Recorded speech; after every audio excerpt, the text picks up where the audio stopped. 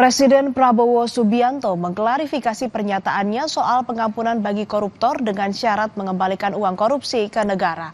Prabowo menegaskan dirinya tidak berniat memaafkan koruptor. Tiba di tempat acara. Prabowo menyatakan ia hanya ingin menyadarkan para koruptor agar bertaubat.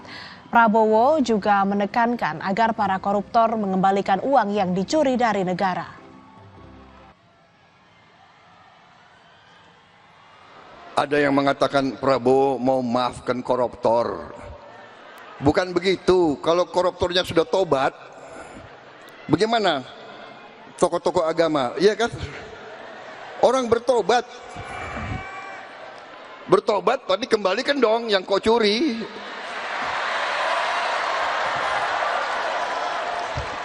Enak aja. Udah nyolong, aku bertobat. Yang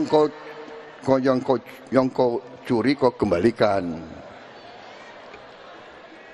Bukan saya maafkan koruptor, tidak. Saya mau sadarkan mereka yang sudah terlanjur dulu berbuat dosa. Ya, bertobatlah. Itu kan ajaran agama.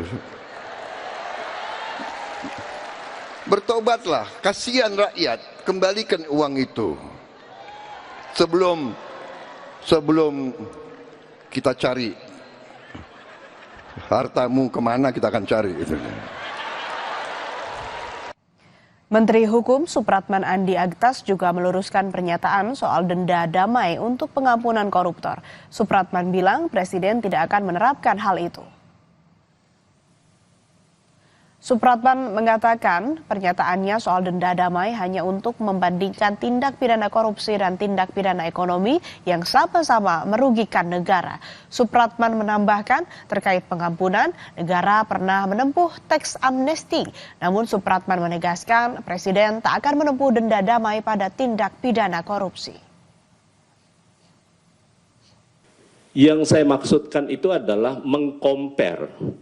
Karena undang-undang tindak pidana korupsi ataupun juga undang-undang kejaksaan khusus kepada tindak pidana ekonomi, dua-duanya itu adalah tindak pidana yang merugikan keuangan negara.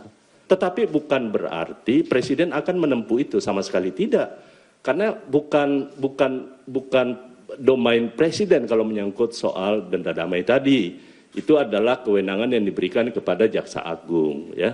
Tetapi sekali lagi untuk tindak pidana korupsi itu hanya sebagai pembanding bahwa ada aturan yang mengatur soal itu. Usai ditetapkan sebagai tersangka kasus suap Harun Masiku, Sekjen PDI Perjuangan Hasto Kristianto disebut mempunyai dokumen untuk membongkar skandal pejabat negara. Benarkah demikian? Siapa saja yang terlibat? Dan mampukah Hasto membuktikannya? Sapa Indonesia Pagi akan membahasnya dalam dialog usai jeda bersama rekan Adisti Larasati.